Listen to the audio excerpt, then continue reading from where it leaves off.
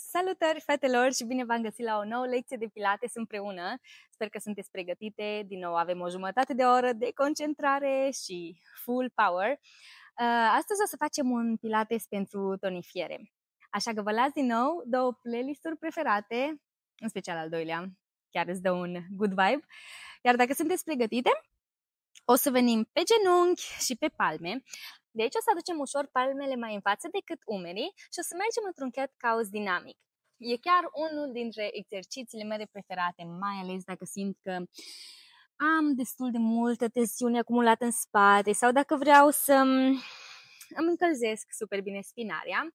Așa că atunci când mergem către spate, ținem spatele întins și ne uităm în față, iar când mergem către față, arcuim și deschidem într-o cobra. Mai facem de 2 ori, inspirăm către spate, ne relaxăm capul și rotim către față, deschidem pieptul și lăsăm umerii jos. Încă o repetare, ușor către spate, rotim și venim în față și stăm puțin aici. Lăsăm umerii să cadă, apăsăm tare, dar dacă avem dureri în zona lombară, încercăm să mergem pe coate. Și stăm pentru 3, 2, 1. Bun. De aici, dacă sunteți pregătite, mergem către primul exercițiu. O să se simtă destul de tare în zona fesierilor, dar cred că nu ne deranjează, așa-i? O să venim pe palma stângă și pe genunchiul stâng și aducem mâna dreaptă către ureche. Iar de aici, dacă simțiți nevoia să ridicați puțin, puteți să puneți o carte sau 2 sub palmă și o să fie un pic mai ușor. De aici, ușor aducem cot către genunchi, strângem puțin din abdomen, iar apoi întindem, dar ținem piciorul în aer. Asta e un extra challenge. Desigur, eu nu pot să vă văd, dar simt așa dacă atinge cineva cu vârful jos, sus și înapoi. Genunchi către cot și întindem super bine. Mai mergem de 3 ori, știu că puteți, fetelor, știu că puteți, întindeți tare, expirăm, aducem înapoi genunchi către cot, nu uitați să respirați, ultima, genunchi către cot, întindem și știu cât de tare doriți să puneți piciorul jos, așa că lăsați piciorul jos, aduceți mâna dreaptă ușor, se curgă pe picior, întindeți mâna stângă la ureche și stăm aici pentru 3 respirații adânci, nu ca de iepure. Să ne relaxăm complet și să ne întindem super bine zona dintre coaste. Încă o respirație adâncă și cu expirația mergem înapoi pe mâna stângă și mai avem 2 tipuri de exerciții aici, puțin mai lezeri, aș spune. Aducem mâna dreaptă la abdomen, ușor ridicăm piciorul și o să facem pulsații, dar îl ținem așa întins, cum ne-am obișnuit, așa ca o balerină. 4, 5, 6, 7, 8, facem 12, 10, încă 2, 11, 12. Bun, ușor venim înapoi, întindem din nou mâna dreaptă pe piciorul drept, mâna stângă la ureche și stăm. 3. Cred că e partea cea mai faină, așa-i? 2. Și 1, venim pentru ultima dată și a spune de fapt că exercițiul ăsta e un pic mai greuț. Iar dacă simțiți că vi s-ar pune vreo crampă musculară, neapărat să relaxați piciorul. Bun, ultimul, o să ridicăm piciorul în aer și din față către spate facem cerculețe, nu le facem mari, pentru că o să le simțim destul de tare și așa micuțe. 3, facem 8, dacă puteți. Dacă nu puteți, să vă opriți la 6. 5, 6, încă 2, nu lăsăm jos. Și 8. Iar acum o să lăsăm piciorul drept jos pe saltea, punem mâinile în față, relaxăm vârful piciorului din spate pe saltea sau pe covoraș și mergem ușor către spate. Aici o să se simtă destul de tare la piciorul întins, la dreptul, iar dacă vă e mai comod, puteți să ridicați vârful piciorului drept. Și doar dacă vreți, o să pășim cu mâinile în față și o să ne relaxăm ușor capul. Încercăm să nu lăsăm tensiune în gât, mușchii gâtului, pentru câteva respirații, iar în caz că doare prea tare și simțiți că nu-i comod în spatele genunchiului, puteți să veniți înapoi sus. 3. Tot așa respirații lungi la pauză ca să ne dăm așa o resetare super bună înainte să începem pe cealaltă parte. 2. Și 1. Ușor venim înapoi sus. Aducem piciorul drept în față. Iar dacă sunteți gata, încă unul. Puteți, fetelor. Hai să zicem că stângul e chiar relaxat. Acum la fel, dacă vreți, puteți să puneți cărțile, dacă aveți, desigur, nevoie, sub palma dreaptă. Aducem mâna stângă la ureche, ridicăm piciorul stâng și mergem cot către genunchi.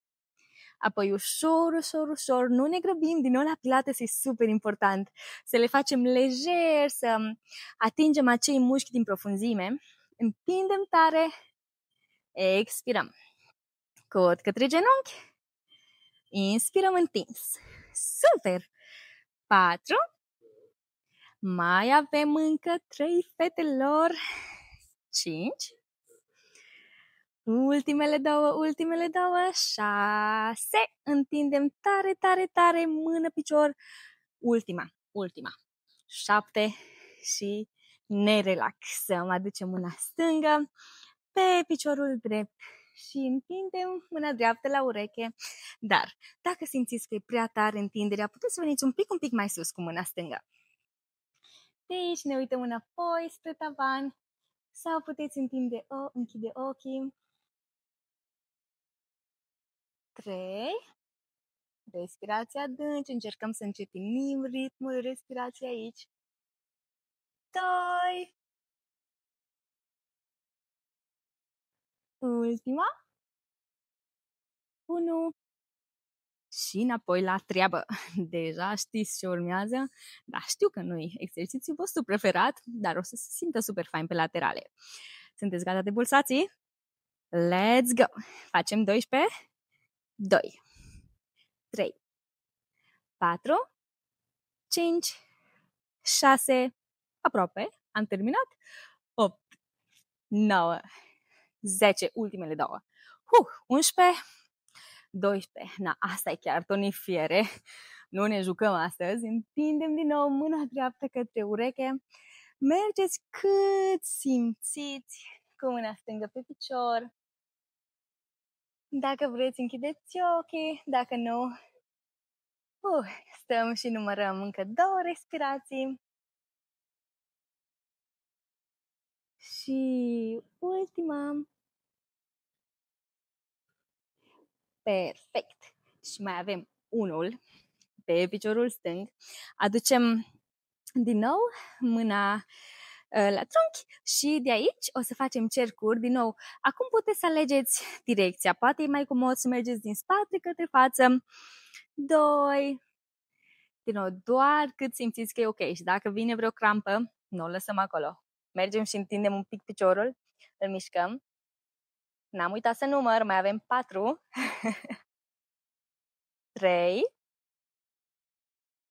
2, 1. Aia, nu vă pun să faceți mai mult decât e nevoie. De aici venim ușor înapoi cu mâinile în față, întindeți vârful piciorului drept, ușor puteți să ridicați vârful piciorului stâng dacă e nevoie și doar dacă e comod. Mergem ușor cu pieptul pe genunchi și lăsăm capul să cadă, ori îl puteți ține în aer, o să vedeți că pe un picior se simte mai comod decât pe celălalt, dar e și normal, cum toți avem o parte dominantă în corp. Din nou, dacă aici nu-i comod, puteți să mergeți înapoi pe genunchi, dacă nu ținem 2 respirații mari.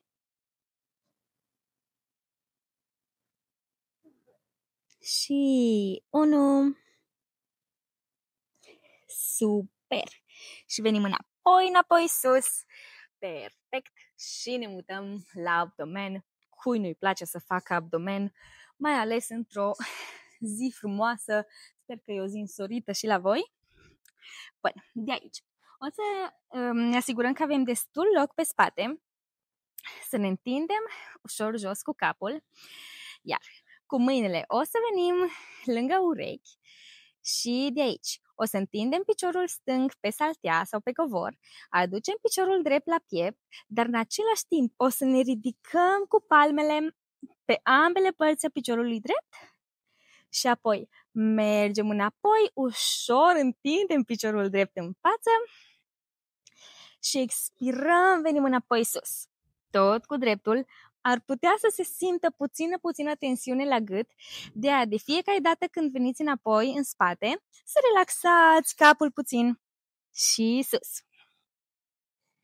Expirăm către spate, inspirăm înapoi către picior. Genunchiul către cap, ușor către spate, mai facem încă 2, 2, inspirăm în spate. Și normal că o să pulsăm la final, venim cu genunchiul către cap și mergem cu palmele sus și jos. 2, 3, țineți acolo, 5, 6, nu ne lăsăm, 7, 8, 9, ultima, 10 și ușor relaxați mâinile după cap. Întindeți tare de mâini și de picioare ca și cum cineva v-ar trage de ambele în direcții opuse. Lăsăm abdomenul să se întindă super bine și să cadă și să-l simțim așa cum e atras ca un magnet către spinare. Încă pentru 3 respirații adânci. Din nou încercăm să încetinim ritmul respirației. 2. Ultima, inspirăm adânc. Și când sunteți gata, ușor ridicăm piciorul stâng în aer și mergem pe următorul, ușor, genunchiul către cap. Inspirăm, expirăm în spate. Inspirăm înapoi spre față, genunchiul către piept. Expirăm, întindem mâinile, întindem piciorul stâng. Și înapoi. 3. Întindem bine. Știu că puteți, fetelor. Încă 4. Înapoi în față, ultimele 3. Și știu că se simte ca și cum nu se mai termină exercițiul ăsta, dar nu mai e mult. Ultimele 2, gândiți-vă la desertul ăla de după. Oi. 2. Și acum cu ultima, stăm aici și pulsăm. 10, 9, 8, 7, 6, 5, 4, 3, 2, 1. Și acum puteți să vă aduceți genunchii la piept. Luați-vă 1 minut sau poate doar jumătate de minut, că aveți nevoie. Și mergem de pe stânga pe dreapta. Ne masăm puțin spatele. Încercăm să nu aducem capul super tare pe podea. Încercăm să punem bărbia în piept ca să ne întindem super bine mușchii gâtului cât stăm aici relaxate. Mai mergem de câteva ori. Stânga-dreapta. Bun. Și de aici, dacă vă e comod doar, o să facem niște rolls, back rolls, în față și în spate, doar că nu se simte mereu comod, e de la persoană la persoană. Puteți încerca, mergem de 5 ori, 3 și cu a 5-a o să încercăm să venim înșezut. Dar dacă nu se poate, puteți veni ușor pe o parte. Bun! Acum, că am făcut un pic de pauză de la picioare, ne mutăm înapoi pe genunchi, iar la exercițiul acesta, dacă simțiți că aveți o sensibilitate în zona genunchilor, aș recomanda să puneți eventual un prosopel sub sau puteți chiar dacă aveți salteluță să o faceți în 2 sau în 3 ca să vă fie mai comod, pentru că o să fie destul de multă tensiune. Și la fel, dacă aveți vreo problemă cu genunchi, aș recomanda să faceți pauză la exercițiul acesta. Bun. Aici o să deschidem genunchii la nivelul coapselor, iar cu mâinile ori puteți să le aduceți împreună la piept, ori să le faceți un mix la piept, ori le lăsați pe lângă voi. Pe mine mă ajută dacă le țin împreunate, că pot să controlez mersul față în spate. Și de aici, ținem umerii în aceeași linie cu pieptul și cu coapsele și ușor, ușor mergem către spate.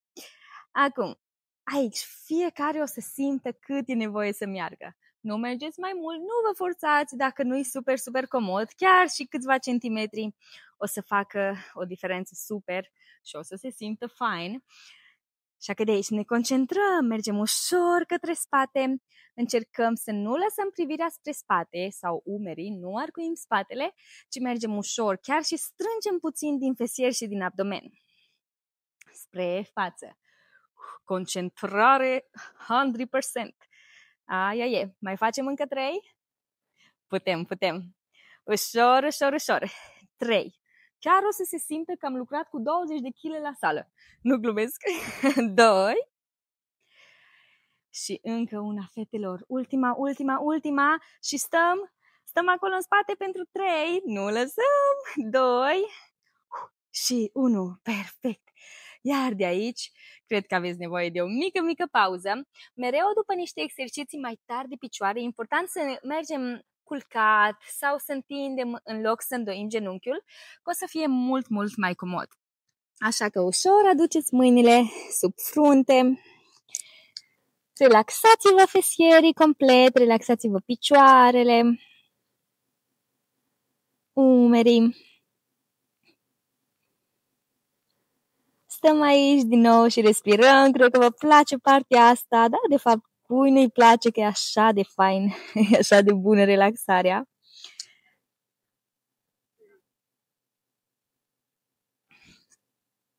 Trei.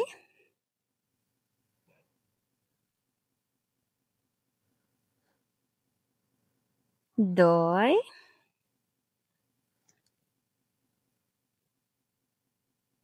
Și 1. Super! De aici o să lucrăm puțin brațele, dar datorită faptului că Pilates ne învață să fim super legere cu mișcările, o să facem slow motion. O să arate ca un mic dans, o să arate ca și cum nimic nu doare, ca și cum suntem complet relaxate, dar doar noi o să simțim exercițiul ăsta ca lumea și îl înțelegem.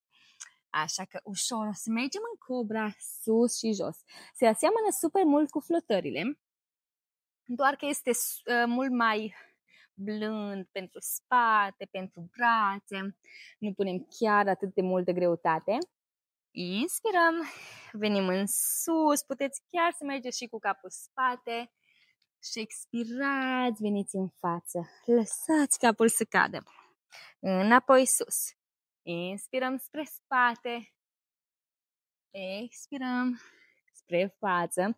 Chiar o să se simtă puțin și la zona lombară cum lucrează mușchii. De dacă simțiți o sensibilitate, mai bine să faceți o mică pauză. Mai facem de 2 ori. Simțim în brațe ca lumea. 2. Ultima, o să stăm aici sus și o să facem niște pulsații super mici. Doar din coate. 2. Știu că arde fetelor super tare, dar scăpăm. 3. Încă 3. 2. 1. Și venim înapoi, jos, din nou la partea voastră favorită. Dar de tura asta nu facem pauză. Doar cu partea de upper body facem pauză. Ce o să facem? Mergem cu picioarele ca într-un înot. Deci o să ținem genunchii drepți și o să înotăm sus și jos, alternând picioarele. Țineți picioarele și vârfurile ca niște balerine, cum deja ne-am învățat. Și mergem. De aici o să grăbim puțin ritmul Și număr de la 10. 9. 8. Puteți, fetelor. 7. Ținem ritmul. 6. Gândiți-vă că aveți un rechin care vă urmărește. 5. 4. Mergem. 3. 2. Și 1. Ușor relaxăm din nou ca și o gelatină. Corpul se cadă pe saltea. Iar de aici mergem într-o întindere super, super preferată mie. O să luăm mâna dreaptă pe lateral și mâna stângă o putem ține cu palma la piept. De aici punem urechea dreaptă pe saltea, ridicăm piciorul stâng în aer, încercăm să-l ținem drept și îl pasăm în spate pe podea, îl lăsăm să cadă ca să întindem super bine și zona lombară și hip flexors sau zona coapselor și piciorul. Mai este și varianta cu piciorul îndoit, doar că parcă cu piciorul drept se simte mai bine. Lăsăm capul relaxat. Ne bucurăm de întindere. Dacă simțiți că e prea mult, aduceți piciorul stâng puțin mai aproape de dreptul. 3.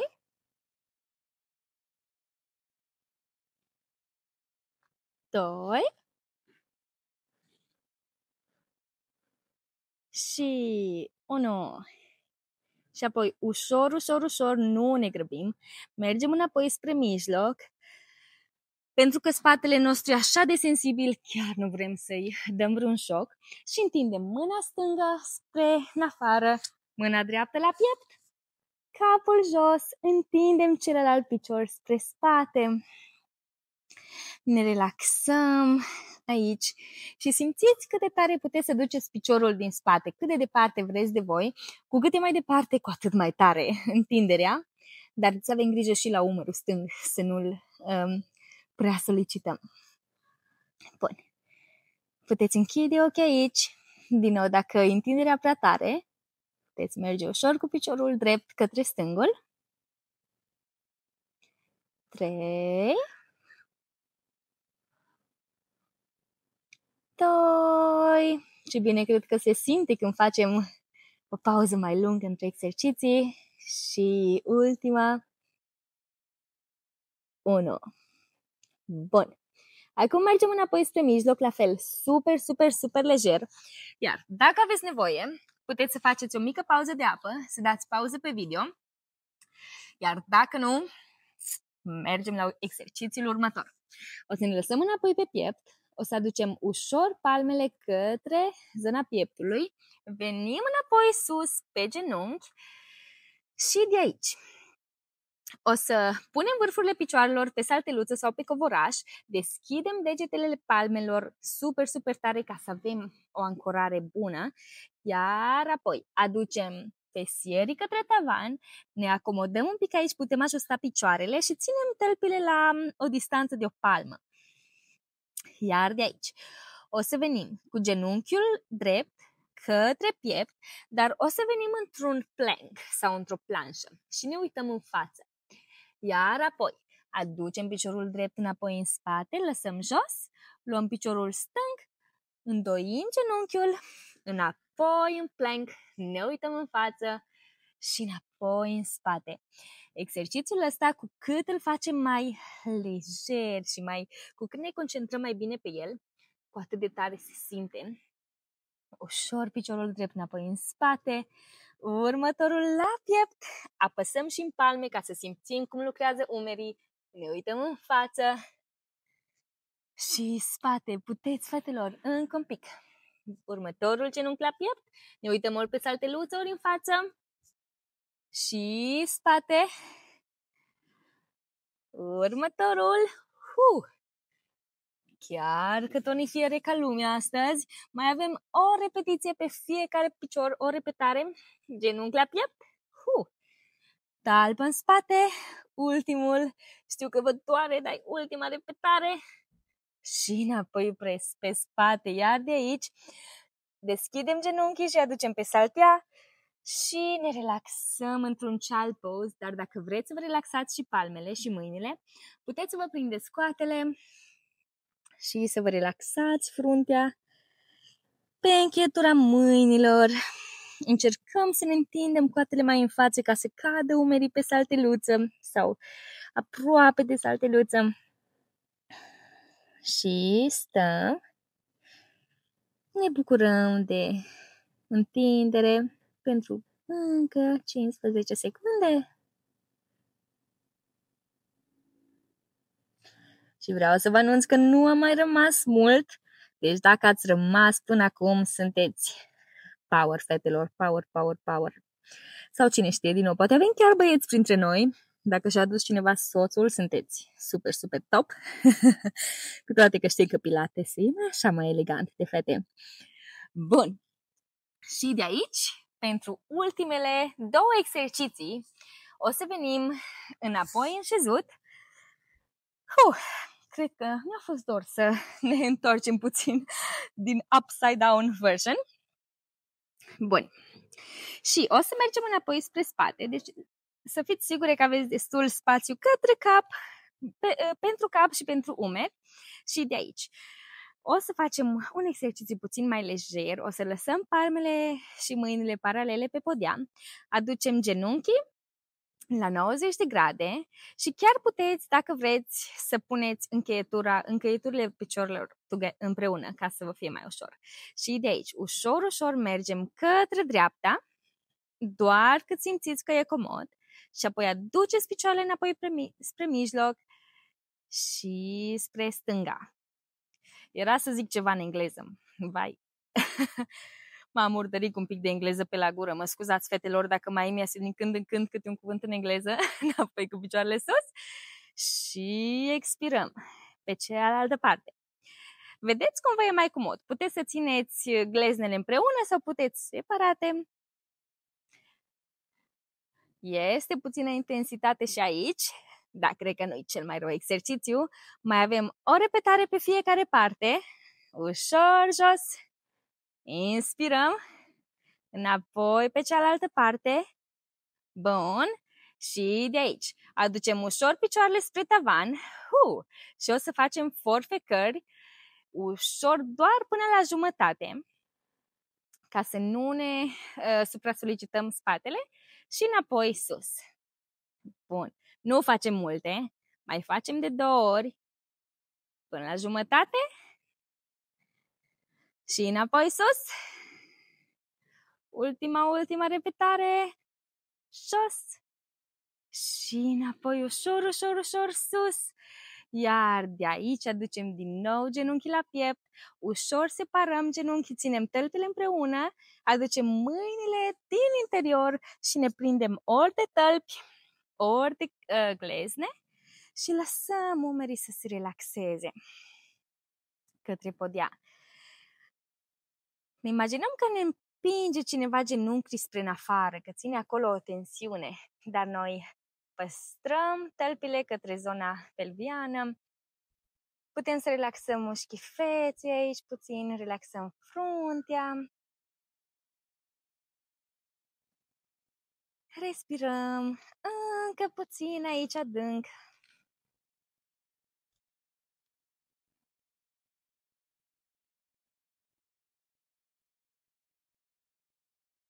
Încă o respirație.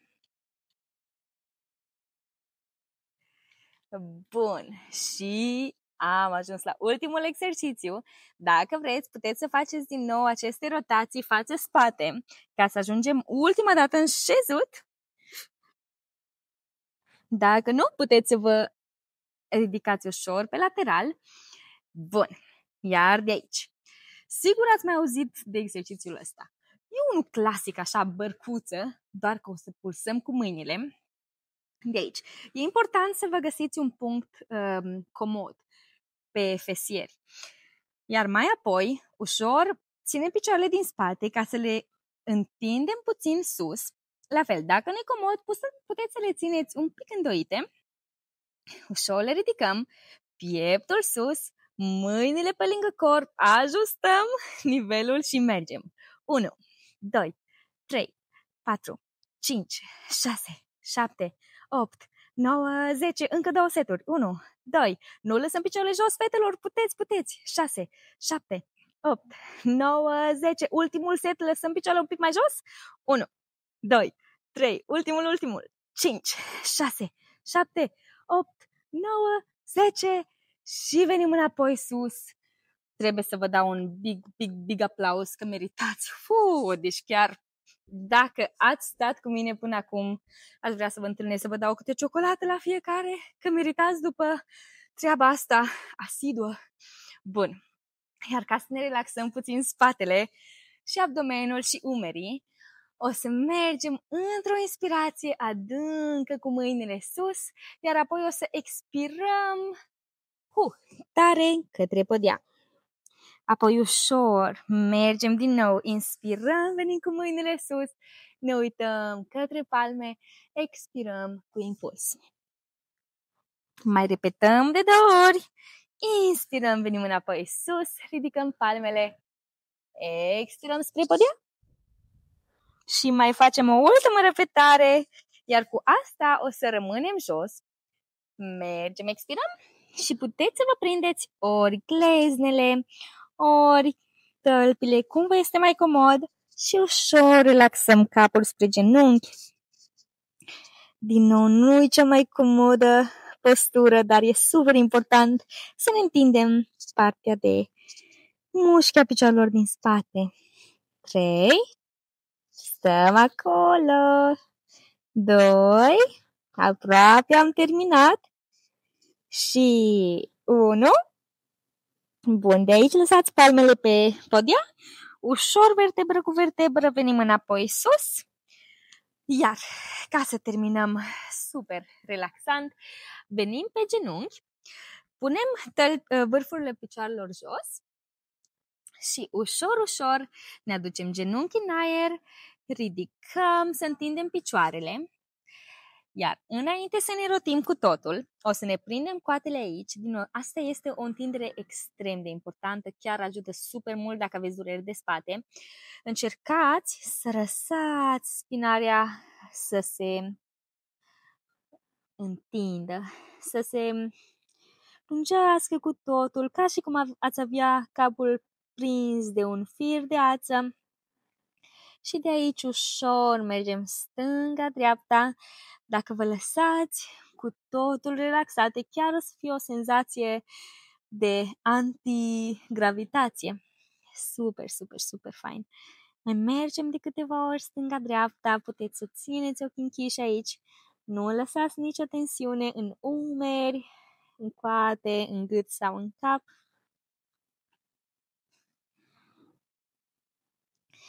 Iar apoi ne oprim pe mijloc, lăsăm palmele să cadă, aducem vârf călcâi picioarele împreună și ne rotim pentru ultima dată înapoi sus, vertebră cu vertebră. Rotim umerii când ajungem și am terminat.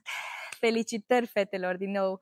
Mersi că ați stat cu mine până acum. Sper că vă simțiți bine. Vă rog să vă hidratați puțin și să mâncați ceva dulce, ca să nu aveți febră musculară mâine. Da, e voie să mâncăm dulce. Dulcele ne face fericite, așa că go for it. Dacă e dulce sănătos, cu atât mai bine.